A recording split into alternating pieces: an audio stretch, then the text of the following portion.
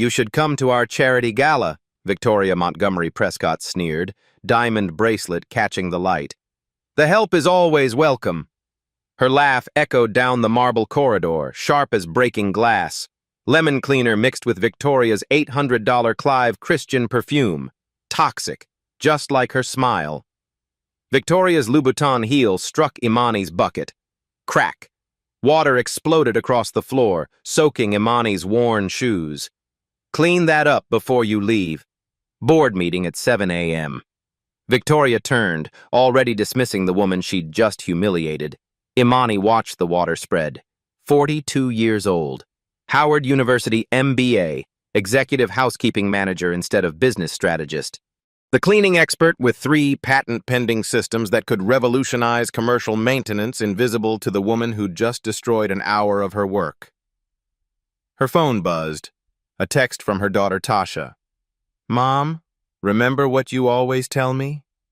Walk into every room like you own it. When will you start doing the same? Imani's fingers tightened around the mop handle, perhaps sooner than anyone expected. I'll consider it, Imani said, voice steady despite the knot in her throat. Victoria froze mid-step, turning back with raised eyebrows. Oh, honey, it's $5,000 a plate. Her smile sharpened. I was just being... What's the word? Inclusive. Board diversity initiative and all that. Imani said nothing, already calculating how to remove the heel mark without damaging the marble. Some stains ran deeper than others. Pinnacle Tower housed Montgomery Industries' headquarters, an $8 billion commercial real estate empire built on acquisition and urban renewal. Hostile takeovers with smiling faces, projects that displaced communities while claiming to revitalize them. Imani knew this intimately. Before donning the Navy uniform with its embroidered Prestige Cleaning Services logo, she'd submitted her resume to Montgomery Industries. James Montgomery himself had rejected her. Not the right fit, he'd said, eyes barely scanning her qualifications. He didn't recognize her now. The uniform made her invisible. The boardroom needed special attention tonight. Pushing her cart through the service entrance, Imani found papers scattered across the polished table. Confidential acquisition targets 3 black-owned businesses struggling after pandemic losses. The notes were explicit. Leverage financial distress. Offer 30% below market. Emphasize their limited options. Something else caught her eye. Financial documents for Victoria's Charity Foundation. The Montgomery Future Leaders Fund. The numbers didn't align. Large donations entered, minimal distributions exited. Most funds transferred to offshore accounts labeled administrative expenses. Imani quietly snapped photos with her phone. Voices approached. Imani quickly arranged papers back into their folders, adjusting her posture into the submissive stance expected of cleaning staff. James Montgomery entered first silver-haired Brooks Brothers suit, Harvard Business School confidence. At 58, he'd built his father's modest real estate company into a corporate giant. Behind him, Victoria clung to his arm, 19 years his junior, her second marriage, his third. The cleaning lady is still here, Victoria noted with a frown. James barely glanced at Imani. Just work around us. We won't be long. Will Imani remain invisible to these people who profit from stepping on others? Or has Victoria finally targeted the wrong woman? Imani arrived early Monday morning to find Gerald Porter, owner of Prestige Cleaning Services, waiting in the service area. His usual smile was absent. Montgomery Industries is reviewing all vendor relationships, he said, rubbing his forehead. 40% of our business, Imani. I can't lose this contract.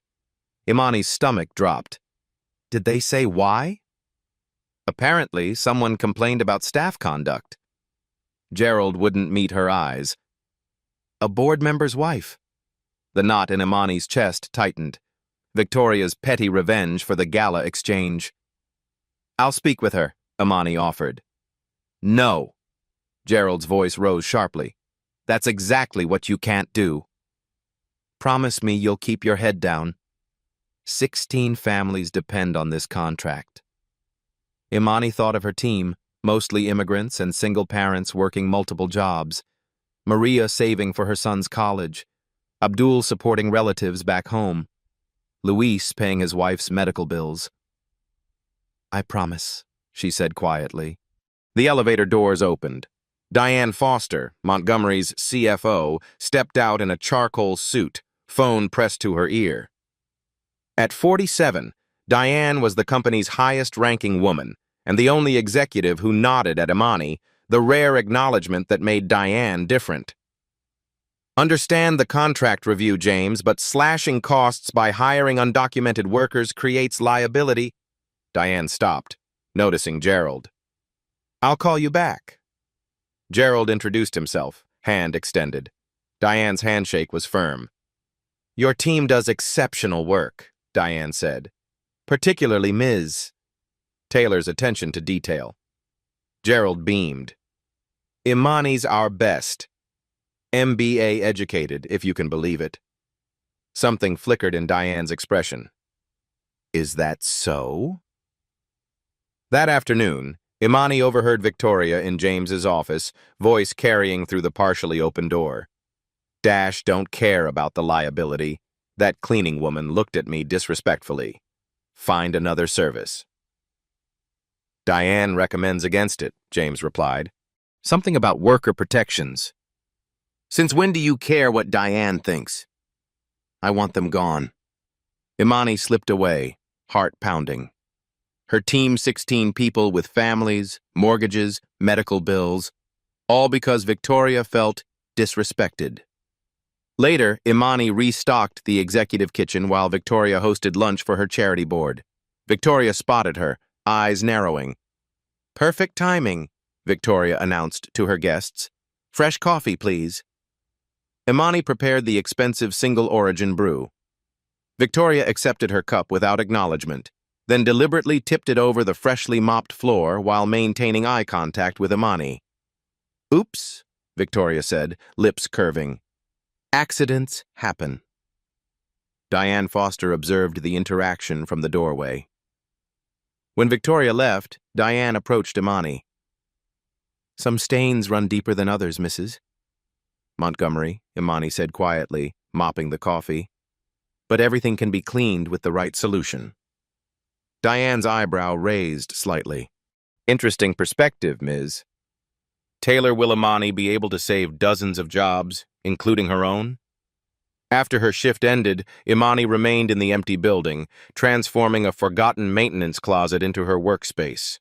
3 years of lunch breaks and overtime hours spent here, developing her patented cleaning system that combined eco-friendly solutions with ultra-efficient application methods. Lab tests showed 40% less water usage, 63% reduction in chemical waste, and 28% faster completion times. The closet held her dreams, carefully labeled samples, prototype applicators, binders of research and calculations. Tomorrow she'd meet with potential investors from Breakthrough Ventures. 5 rejections already, but this firm specialized in minority-owned businesses. Hope felt dangerous after so many disappointments. The door swung open suddenly. Victoria stood there, expression shifting from surprise to amusement. Working late? Victoria's gaze swept over Imani's presentation materials. What's all this? Imani straightened.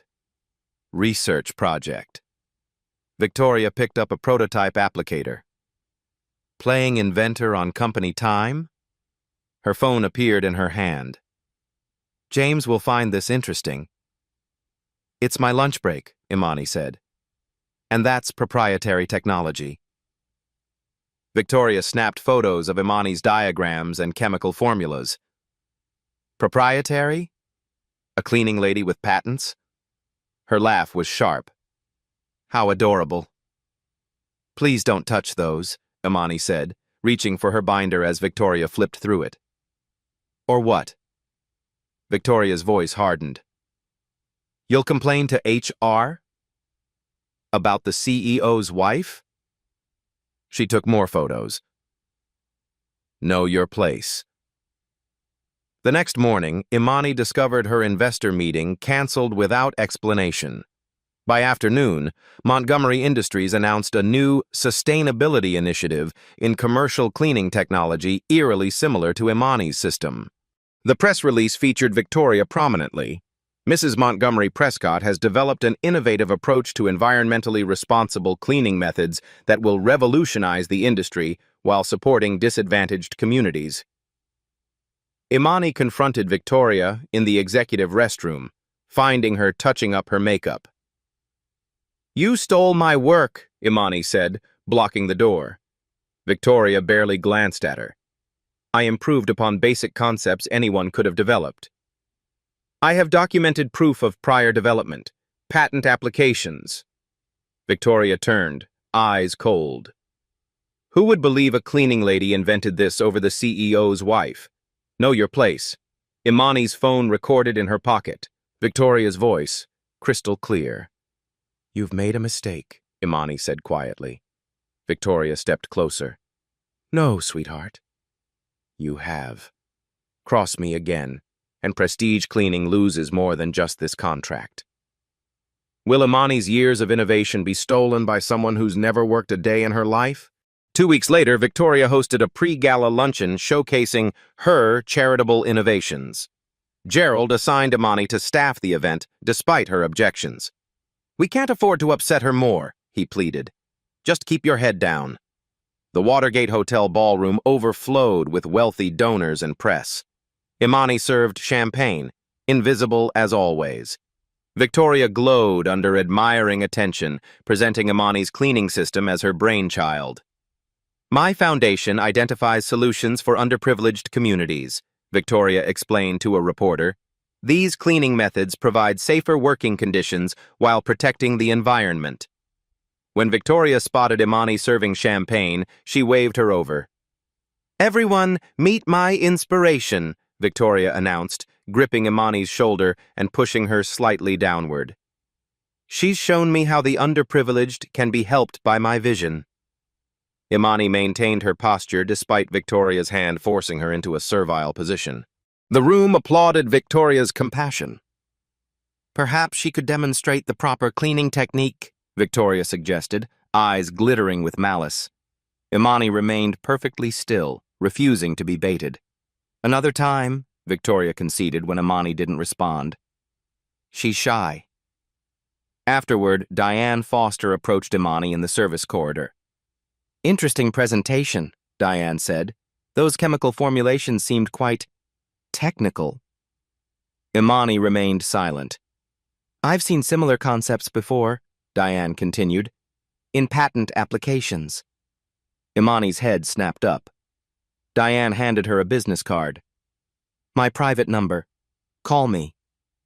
Will Imani finally break under Victoria's escalating cruelty, or is she calculating something bigger? That evening, Imani's phone lit up with a text from her daughter, Tasha. "Mom, I got it! Montgomery Industries Summer Associate Program." Pride and dread collided in Imani's chest. Tasha had worked relentlessly for this opportunity. 4.0 GPA at Spelman College, finance major, perfect for the prestigious internship that launched careers. Yet the thought of her daughter entering Victoria's orbit made Imani's skin crawl. Before Imani could respond, another message appeared. "Why aren't you excited? This is what we've been working toward." "I am excited," Imani replied. "Let's celebrate tonight." 3 days later, Imani cleaned the executive parking garage level after hours. A Mercedes SUV screeched to a halt inches from her cart. Victoria emerged, face twisted with anger. "Your daughter," she spat. "Tasha Taylor, the new summer associate." Imani froze. "What about her?" Victoria moved closer, blocking Imani against the concrete wall. "Did you think I wouldn't find out? That you could plant your daughter in my husband's company?" "She earned that position," Imani said. "Top of her class. Spare me." Victoria's eyes narrowed. "Here's what happens now. You behave appropriately. No more accusations, no attitude, or your ambitious daughter learns how the world really works for people like you. Are you threatening my child? I'm explaining consequences. Victoria's smile returned. Summer associates are evaluated subjectively. Such a shame when promising careers end before they begin. The Mercedes roared away, leaving Imani shaking in the echoing garage. Will Imani sacrifice her daughter's future to stand up to Victoria, or find another way to fight back? Imani's apartment walls closed in around her. Spread across her dining table, business plans, patent applications, rejection letters, 3 years of work, hope, and disappointment. Her cleaning uniform hung on the closet door opposite her framed MBA diploma. 2 worlds that never should have intersected. The modest 2-bedroom apartment in Anacostia had been home for 15 years. Every piece of furniture told a story of sacrifice. The couch purchased from a thrift store when Tasha was a toddler. The dining table where they'd shared meals and homework sessions. The desk where Imani had written her MBA thesis while Tasha slept. She buried her face in her hands. For years, she'd taught Tasha to stand tall, speak up, never let anyone diminish her worth while silently enduring Victoria's cruelty herself. The hypocrisy burned her throat like acid. The front door opened. Tasha dropped her backpack, excitement fading when she saw her mother's face. "What happened?" Tasha asked, moving to Imani's side. "Nothing," Imani said automatically. The protective lie. "Mom." Tasha's voice hardened. "Stop it. I'm not a child anymore."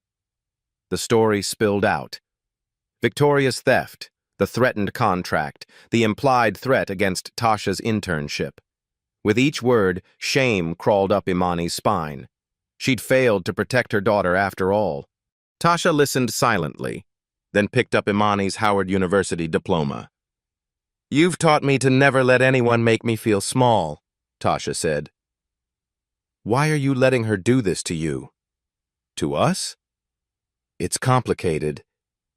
"It's not." Tasha's eyes, so like her father's before he'd walked away 17 years ago, flashed with inherited determination. "You're stronger than this, woman. You always have been." Imani closed her eyes, remembering. 15 years earlier, Howard University MBA program. Professor Lawson's advanced corporate strategy class. Imani, sleep-deprived single mother, challenged the case study conclusion. "With respect, Professor, this acquisition strategy prioritizes short-term shareholder returns over sustainable growth." Professor Lawson's dismissive laugh. "Miss Taylor, perhaps focus on completing the assignment as written.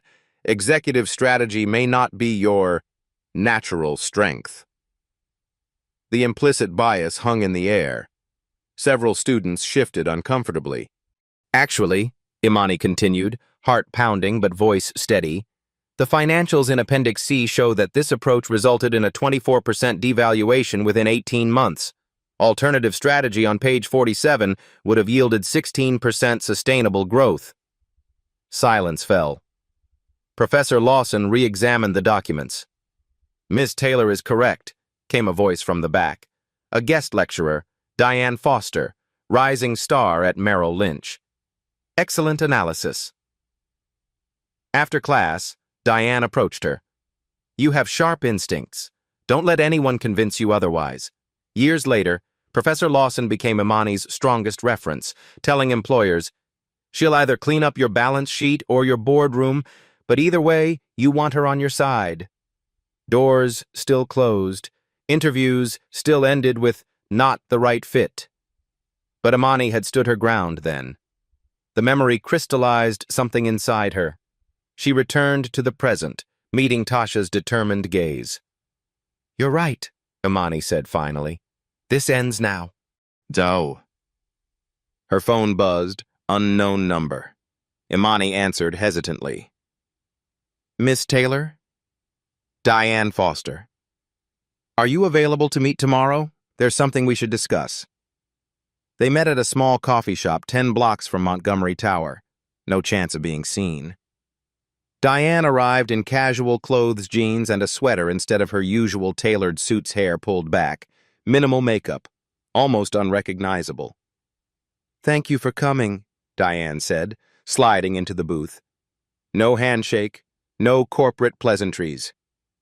"Your message seemed urgent," Imani replied. Diane glanced around, then placed a leather portfolio on the table. "I've been tracking Victoria's activities for months." "Why?" "When the CFO identifies seven-figure administrative expenses with no documentation, it becomes my business." Diane opened the portfolio. "Victoria's charity is a shell. Money goes in, very little comes out for actual charitable work. Tax fraud, among other things." Diane slid several documents across the table. Offshore accounts, falsified board minutes, forged signatures.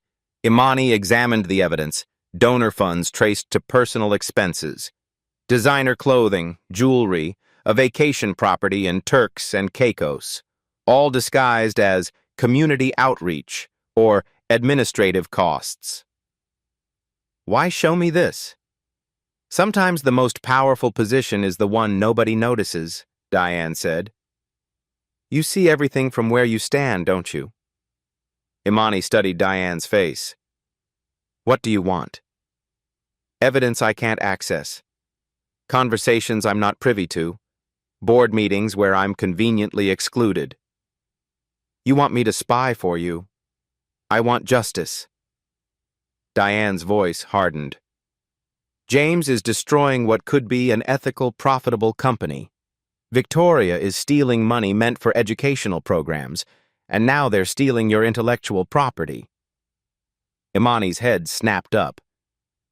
"How did you—" "I review all new initiatives. Recognized your formulations immediately." Diane leaned forward. "Show me." Hesitantly, Imani pulled out her phone, opening her patent application files. Diane examined them, eyes widening. "This is brilliant," she murmured. "Not just the chemical innovations, but the integrated systems approach." She looked up. "They think we're invisible. That's about to become very expensive for them." "I've been fighting this battle alone for years," Imani said. "Why should I trust you now?" Diane was silent for a moment. 15 years ago, Howard University. Professor Lawson's strategy class. Imani's breath caught. "That was you?" "I never forgot that student who stood her ground despite every attempt to silence her." Diane smiled slightly. "I've been watching your career, wondering why you never reached your potential. Now I understand who blocked your path." "What exactly are you proposing?" "A partnership. You provide the evidence I need. I protect your daughter's position and ensure your patents remain yours." Diane held Imani's gaze. "And together, we take back the company from people who don't deserve to run it." That night, Imani made calls. First, to her lawyer, the one who'd helped with her patent applications, working pro bono because he believed in her innovations. Then to former classmates now in corporate positions. Finally, to other executives who'd been sidelined or targeted by Victoria. Patterns emerged. Alliances formed. A strategy developed. The following weekend, Imani and Tasha visited a boutique in Georgetown. The owner, a former Montgomery executive who'd left after Victoria orchestrated her removal, helped Imani select a gown for the gala elegant midnight blue, subtle yet commanding. "You're really going through with this?" Tasha asked as Imani tried on the dress. "I am." Tasha adjusted the shoulder of the gown. "Walk in like you already own the company, Mom." How will a cleaning lady outmaneuver people who've spent lifetimes stepping on others to get ahead? The Westford Hotel ballroom glittered with Washington, D.C.'s elite. Crystal chandeliers cast golden light over tables adorned with white orchids and silver candelabras. A string quartet played Bach near the entrance where Victoria Montgomery Prescott greeted guests, resplendent in a designer red gown that probably cost more than Imani's annual salary. At $5,000 per plate, the event had raised over $2 million for the Montgomery Future Leaders Fund. Politicians, diplomats, and business leaders mingled, performing the careful dance of power and influence that governed Washington's upper echelons. James Montgomery stood nearby, checking his watch periodically, more concerned with potential investors than his wife's social triumph. Board members clustered in strategic corners, champagne flutes in hand, performative laughter masking business discussions. Diane Foster arrived alone, acknowledging Victoria with the barest minimum of social courtesy before moving into the room. Victoria's eyes narrowed at the slight, but her attention quickly shifted to the next arriving guests. At 8:17 p.m., exactly 17 minutes after the event's official start, the entrance doors opened once more. Imani Taylor stepped through in a midnight blue gown that draped perfectly over her shoulders, subtle silver threading catching the light with each movement. Her hair was styled in an elegant updo, small diamond earrings, her mother's, saved for truly special occasions, completing the transformation. The sudden silence rippled outward from the entrance. Crystal glasses paused mid-air. The string quartet's music hung on a single sustained note. Victoria's greeting to another guest died mid-sentence as she turned toward the disruption. For 3 years, Victoria had looked through Imani, not at her. Now, recognition dawned in her eyes, followed immediately by outrage. Victoria moved to intercept, red gown swishing against the marble floor. "Staff uses the service entrance, honey." Diane appeared at Imani's side. "Victoria, I'd like to introduce my special guest and potential business partner, Imani Taylor." Victoria's mouth opened, closed, opened again. "She's our cleaning lady." "Tonight," Imani said, meeting Victoria's eyes directly, "I'm not here to clean. I'm here to collect." Imani moved past Victoria's stunned figure, Diane at her side. Conversations resumed, but eyes followed Imani's progress through the room. Whispers trailed in her wake. "Who is she?" "Montgomery's housekeeping manager." "Why is Foster introducing her as a business partner?" Imani navigated the social circles with unexpected ease, years of observing executive interactions from the periphery now serving her well. She knew which board members were allies, which were enemies, which were undecided. She knew their drinks of choice, their personal assistants' names, their children's colleges. Information gathered while invisible became power when visible. Victoria followed at a distance, attempting damage control. Temporary consultant, diversity initiative, Foster's pet project. James Montgomery, initially oblivious to the disruption, finally noticed the unfamiliar woman commanding attention across the room. He frowned, made his excuses from a conversation with investors, and approached. "Miss Foster," he nodded to Diane, then turned to Imani with practiced charm. "I don't believe we've met." He extended his hand. "James Montgomery." "We have met, actually," Imani replied, accepting his handshake with perfect poise. "Several times." Confusion flickered across his face. "Have we?" "You look familiar." "I've cleaned your office every night for 3 years," Imani said. "Before that, you rejected my job application. The view is different from where I'm standing now." James blinked rapidly, recalibrating. "I see. Well, welcome to our event. I hope you're enjoying yourself." "Immensely," Imani replied. "Though I'm curious about your new sustainability initiative. The one using my patented technology." The color drained from James's face. "I'm afraid I don't." "Your wife has been quite enthusiastic about presenting it as her own innovation," Imani continued smoothly. "Perhaps we should discuss appropriate licensing agreements." James glanced desperately toward Victoria, who was now watching their interaction with barely concealed panic. "There seems to be some confusion," he began. No confusion, Diane interjected. Miss. Taylor holds verified patents for the systems your wife is claiming credit for. We have documentation. This isn't the appropriate venue, James started. I agree, Imani said. A courtroom might be more suitable. Harriet Williamson, Montgomery Industries' longest-serving board member, approached their circle. At 67, Harriet had weathered numerous corporate storms and recognized brewing trouble instantly. James, Victoria seems distressed. Perhaps you should check on her? Her dismissal was polite but firm. James hesitated, then retreated toward his wife. Harriet turned to Imani. Miss. Taylor, is it? Diane speaks highly of your innovations. Thank you, Miss. Williamson, I've admired your leadership on the Sustainability Committee. Harriet's eyebrows rose slightly. You follow our corporate governance? I follow everything about Montgomery Industries. I've had a vested interest for some time. The dinner bell chimed, saving Harriet from responding. Guests moved toward assigned tables, social hierarchy dictated by proximity to the Montgomery table. Imani found her name card at Diane's table close enough to the center to observe everything, far enough to avoid immediate confrontation. Through the first course, Victoria maintained her hostess persona, though her laughter grew more brittle with each glass of champagne. James huddled with board members between bites, glancing repeatedly at Imani and Diane. During the main course, Victoria could no longer contain herself. She stood abruptly, champagne flute in hand, tapping it for attention.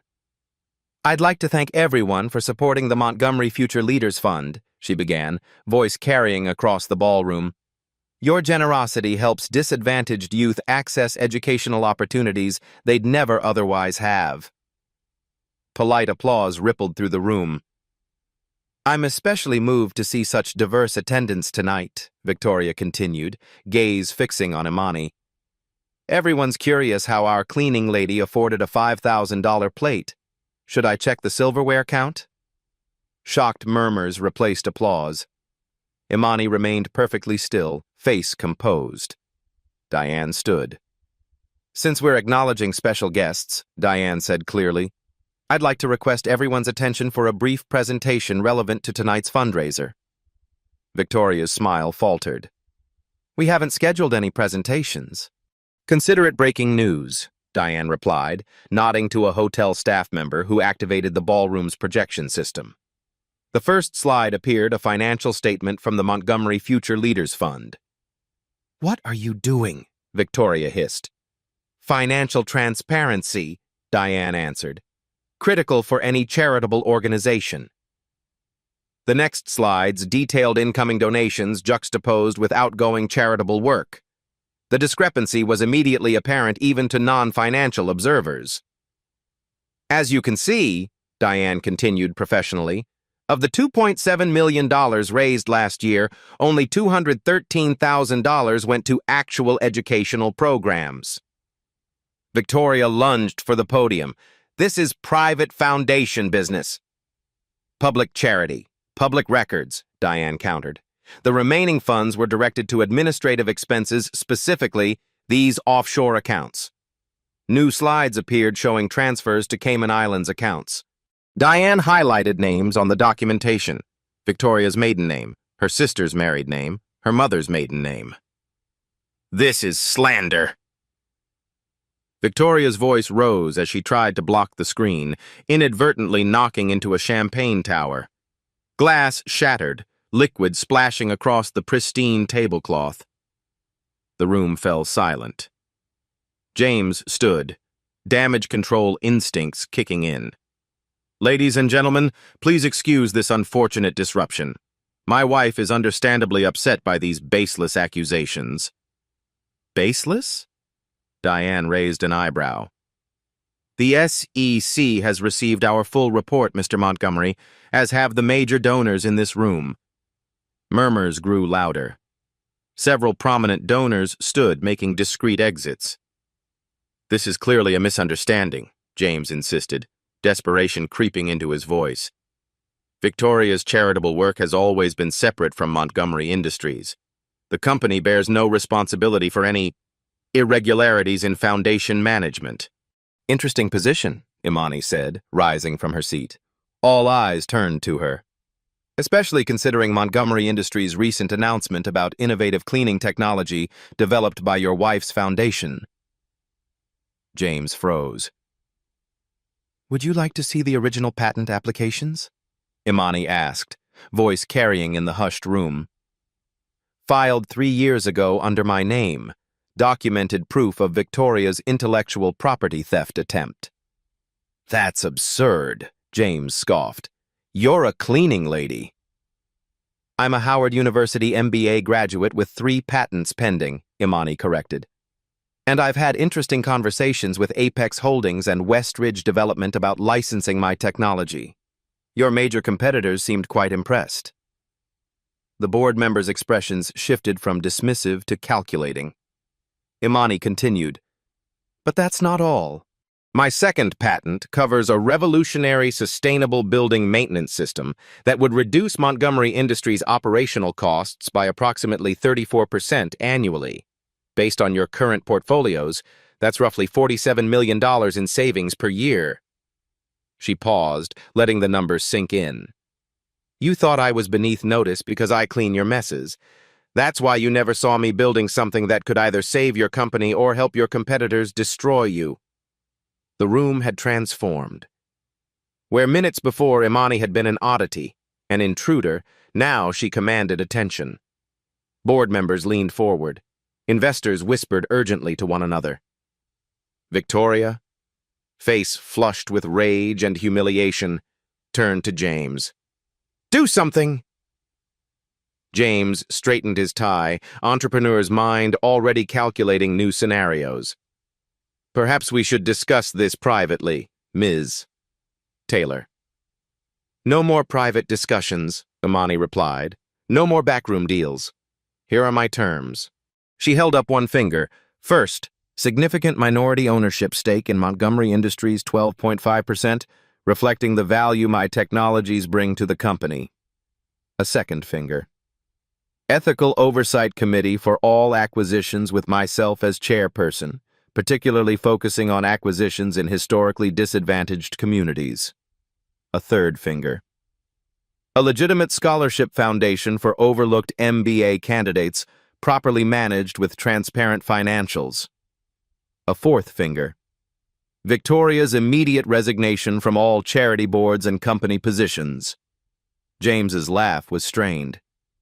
That's preposterous. The board would never... The board, interrupted Harriet Williamson, would like to review Ms. Taylor's patents immediately. Other board members nodded. We should adjourn to the conference room, suggested Robert Chen, another senior board member. This is outrageous, Victoria shouted. You're all going to believe a cleaning lady over me? The sound of Victoria's designer heels echoed sharply as she stormed away, parting the crowd of onlookers who stepped back as if her humiliation might be contagious. No one followed her. In the adjacent conference room, Imani presented her full patent portfolio to the assembled board members. Her cleaning system diagrams, chemical formulas, and efficiency calculations covered the table. The board listened with increasing interest as she explained each innovation. These formulations reduce toxic runoff by 82% compared to industry standards, Imani explained. The application system cuts labor hours by nearly a third while improving effectiveness. Board member Ellen Tanaka, head of the Sustainability Committee, examined the documentation closely. And you developed all this while working as our housekeeping manager? Yes, nights, weekends, lunch breaks, 3 years of research and testing. Remarkable, Ellen murmured. More than remarkable, Diane added. Potentially transformative for both our operations and our market position. James Montgomery paced near the window, phone in hand, attempting to contact Victoria without success. His corporate instincts warred with personal loyalty. Miss Taylor, he said finally, while your innovations appear promising, your demands are excessive. The board can't possibly. The board, Harriet Williamson interrupted again. "We'll consider Ms. Taylor's proposals with the seriousness they deserve." She turned to Imani. "We'll need time to verify these patents and assess their market value." "Of course," Imani replied. "My attorney has prepared documentation packets for each of you." Robert Chen leaned forward. "You came prepared." "I've had 3 years to prepare, Mr." Chen outside the conference room, the gala continued in subdued confusion. Donors whispered about Victoria's charity fraud allegations. Victoria herself had disappeared entirely. After 2 hours of intense discussion, the board reached a preliminary decision. They returned to the main ballroom where remaining guests speculated wildly about the evening's dramatic turn. Harriet Williamson approached the podium. "The Montgomery Industries Board has begun a thorough review of concerns raised this evening. We take allegations of financial impropriety and intellectual property rights extremely seriously." She continued, "Pending full investigation, we've approved initial terms with Ms. Imani Taylor regarding her innovative technology. Montgomery Industries is committed to ethical business practices and proper attribution of intellectual contributions." The subtle public acknowledgement sent ripples through the crowd. James Montgomery stood to the side, face carefully neutral despite the corporate coup unfolding before him. As guests departed, Imani found herself surrounded by business cards and invitations to continue the conversation. Investors who'd ignored her previous approaches now competed for her attention. With the tables dramatically turned, will Imani choose revenge or transformation? 3 months passed with the speed and force of a hurricane. The Montgomery Future Leaders Fund collapsed under SEC investigation. Victoria's offshore accounts were frozen. Criminal charges for charity fraud and attempted intellectual property theft loomed, her high-priced attorneys negotiating frantically for reduced penalties. News coverage proved relentless. The Washington Post ran a front-page business section story. From boardroom floor to boardroom table, how Imani Taylor exposed corporate exploitation. The Wall Street Journal followed with, "Montgomery Industries faces reckoning after charity scandal." Forbes published a profile of Imani, "The Invisible Innovator, How Overlooked Talent Costs Companies Millions." Industry-wide examinations of similar exploitation patterns emerged. Other corporations began reviewing their vendor relationships and intellectual property protocols. The hashtag #Invisible Innovators trended as similar stories surfaced across industries. James Montgomery announced his early retirement at an emergency shareholder meeting. The board unanimously appointed Diane Foster as interim CEO. Montgomery Industries stock initially plummeted 17% before stabilizing as Diane's leadership inspired cautious investor confidence. Imani's patent licensing agreements were finalized, granting her 8.5% ownership stake, less than her initial demand but still worth millions. More importantly, she secured chairpersonship of the newly formed Ethics and Community Impact Committee, with oversight of all acquisitions in historically disadvantaged neighborhoods. The first committee meeting addressed the pending acquisition of Jackson Property Management. Instead of the predatory tactics originally planned, Imani facilitated a partnership that preserved the Black-owned business while expanding its resources and reach. "This is how community-centered development should work," she told the board, "lifting businesses up rather than swallowing them whole." Several board members who'd initially resisted her appointment now nodded in agreement. The financials supported her approach, sustainable growth over predatory profit. Her cleaning technology division launched with tremendous market interest. Major hotel chains and commercial property managers signed contracts for the eco-friendly system. Prestige Cleaning Services became the flagship implementation partner with Gerald Porter as division president. The Montgomery Taylor Scholarship Foundation renamed and restructured awarded its first grants to MBA candidates from underrepresented backgrounds. Imani insisted on transparency, with all financial records publicly accessible, and an independent board of trustees. Victoria Montgomery Prescott accepted a plea deal probation, significant financial penalties, and community service hours teaching financial literacy in low-income schools. The irony wasn't lost on anyone. She'd moved to Palm Beach, largely disappearing from Washington social circles. James Montgomery had relocated to Arizona, starting a much smaller real estate development company with considerably more oversight and significantly less influence. Imani's first board meeting as Montgomery's newest director and chief innovation officer was scheduled for 9 a.m. on a Tuesday. She arrived at 8:15, entering through the main lobby rather than the service entrance for the first time. "Good morning, miss." Taylor, the security guard, greeted her, extending a permanent access badge. No more temporary service passes. The elevator ascended directly to the executive floor without service-level stops. The doors opened to reveal the reception area where she'd once emptied trash bins and dusted sculptures worth more than her annual salary. "Miss Taylor, welcome," the receptionist smiled. "The boardroom is ready for you." Imani nodded, continuing down the corridor where her cleaning cart had once scraped against the baseboard. Her office, formerly James Montgomery's corner suite, waited at the end of the hall, her name already etched on the door plaque. Inside, she found Diane reviewing documents at the conference table. "Ready for this?" Diane asked, looking up. "I've been ready for years," Imani replied, setting her briefcase on the desk. "The budget revisions for the maintenance division?" "Approved. Your cleaning system implementation is prioritized for all properties." "And the hiring initiatives?"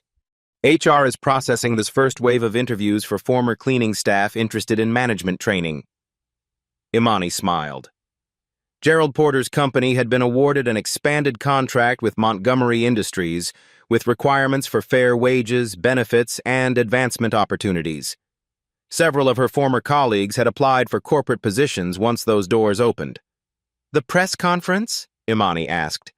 "Scheduled for 2 p.m., after the board ratifies your appointment." The meeting proceeded with surprising smoothness. Board members who'd barely acknowledged Imani's existence now carefully considered her expertise. Her proposal for ethical investment guidelines passed unanimously. "Implementation will require systematic review of all current holdings," Harriet Williamson noted. "That's substantial work." "I've already begun the analysis," Imani replied, distributing detailed reports. "These properties in Southeast D.C. require immediate attention.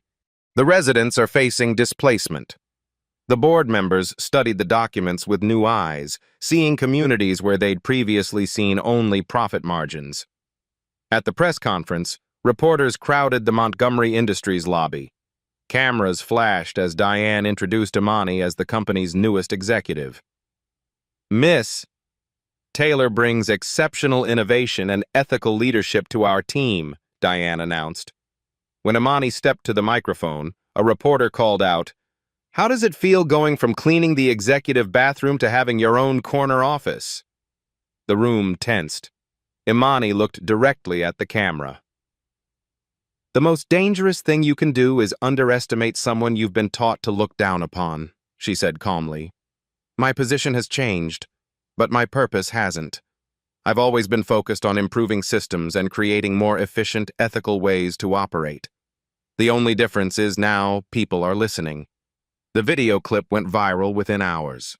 That evening, Imani visited Tasha at her Georgetown University apartment. Her daughter had continued her internship at Montgomery despite the upheaval, impressing senior managers with her financial acumen and unflappable composure during crisis. "Mom!" Tasha embraced her. "I saw the press conference. You were amazing." "I was terrified," Imani admitted, settling onto Tasha's couch. "Still am sometimes." "Could have fooled me." Tasha studied her mother. "You've never looked more like yourself." "I've never felt more like myself," Imani agreed. "Though sometimes I still reach for a cleaning cart out of habit." They laughed together, ordering takeout and discussing Tasha's upcoming graduation. When Imani's phone buzzed with an email from Diane about tomorrow's strategy meeting, Tasha shook her head. Chief Innovation Officer, not even 4 months. Already workaholic executive. Imani smiled. Just making up for lost time. The next morning, Imani arrived early to prepare for an investor presentation. The maintenance staff was finishing the overnight cleaning.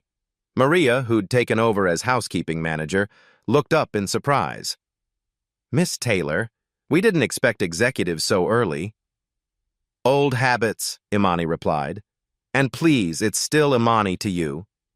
Maria nodded, gathering her supplies. "Congratulations on the promotion." "You deserve it." "Thank you." Imani hesitated, then asked, "How is everyone adjusting to the new procedures?" "The new equipment is amazing," Maria said enthusiastically. "We finish in half the time with better results. And the educational stipends Luis has enrolled in business classes." Imani nodded, pleased. The employee development program had been her first initiative. "I never asked," Maria continued hesitantly. "How did you know so much about cleaning systems?" Imani smiled. "By doing the work others thought was beneath them. There's wisdom in every job if you're paying attention." As Maria left, Imani surveyed the gleaming boardroom. The same space where she'd once been invisible now awaited her leadership. The irony wasn't lost on her, how power could shift when the overlooked refused to remain unseen. 1 year later, Imani stood at the podium in the same Westford Hotel ballroom, addressing a very different gathering. The newly established Taylor Innovation Foundation's inaugural grant ceremony filled the room with entrepreneurs from historically overlooked communities. "True power isn't in where you stand," Imani told the audience, "but in refusing to be defined by it." The foundation had already funded 17 startups led by women and minorities, focusing on innovations that addressed community needs while creating sustainable business models. Tonight would add 12 more to that growing family. Montgomery Industries had transformed under Diane's leadership as CEO and Imani's influence as Chief Innovation Officer and board member. Their ethical business framework, now known in industry circles as the Taylor model, had been adopted by 3 other major corporations. Quarterly profits had initially dipped during the transition, but rebounded strongly as consumers and clients responded to authentic change. The company's cleaning technology division, built around Imani's patents, had become their fastest-growing revenue stream. The sustainability initiatives saved millions in operational costs while dramatically reducing environmental impact across their properties. After the ceremony, Imani circulated among the grant recipients, offering guidance and connections rather than just checks. Near the service entrance, she noticed a young woman in hotel uniform discreetly watching the proceedings while restocking a side table. Imani approached her. "Enjoying the event?" The woman straightened, surprised at being addressed. "Yes, ma'am." "It's inspiring." "I'm Imani Taylor." She extended her hand. "Gabriela Rodriguez." The handshake was hesitant but firm. "I know who you are. Everyone here does. Are you interested in business, Gabriela?" "I'm studying sustainable architecture at community college," she replied, "working here nights to pay tuition." Imani reached into her clutch, retrieving a cream-colored invitation card and her business card. She pressed both into Gabriela's hand. "Our next entrepreneur workshop is Tuesday evening. Your ideas matter. Your position is temporary, but your potential is permanent." Gabriela stared at the cards. "I couldn't possibly—" "I said those exact words once," Imani interrupted gently. "I was wrong. So are you." Later that evening, Imani returned to Montgomery Tower for a final review of quarterly projections. The night security guard tipped his hat as she passed. The cleaning crew nodded respectfully, no longer invisible to executives, since Imani had implemented company-wide policies requiring all employees to be addressed by name. In the executive suite, she paused by a slightly crooked picture frame, a black-and-white photograph of Pinnacle Tower under construction decades ago. Without thinking, she straightened it, smiling at the ingrained habit. Inside the boardroom, Tomorrow's presentation materials waited on the polished table where she'd once gathered confidential documents after hours. Imani adjusted the lighting, reviewed the key points, and made several notes to strengthen their impact. Her phone chimed with a text from Tasha. "Mom, remember to sleep sometimes. CEOs need rest too." Imani smiled. Tasha had graduated with honors and accepted a position with a minority-owned investment firm, declining offers from Wall Street giants. "Following your footsteps," she'd told Imani, "making the path wider for others." Before leaving, Imani stood at the floor-to-ceiling windows overlooking the Washington skyline. 3 years ago, she'd cleaned these windows after hours, invisible to the power brokers whose fingerprints she removed. Now her own reflection looked back at her, the woman she'd always been beneath the uniform, finally seen. Did this story move you? The journey from invisible to unstoppable is one we can all relate to. At Beat Stories, we bring you powerful real-life narratives that illuminate the human spirit's resilience. Stories like Imani's remind us that dignity can't be taken away, only surrendered. That sometimes the most powerful position is the one nobody notices, until it's too late. If you connected with this story of quiet strength and calculated justice, hit the like button to help more people discover it. Subscribe to Beat Stories for weekly content that showcases overlooked heroes rising up against impossible odds. From cleaning staff to CEOs, from shadows to spotlights, we share the stories that society needs to hear. Tag someone who deserves to be seen for their true potential, not just their current position. Comment below with your own experience of being underestimated, or share how you're making space for overlooked voices in your community. Beat Stories, where every voice matters and every story has power.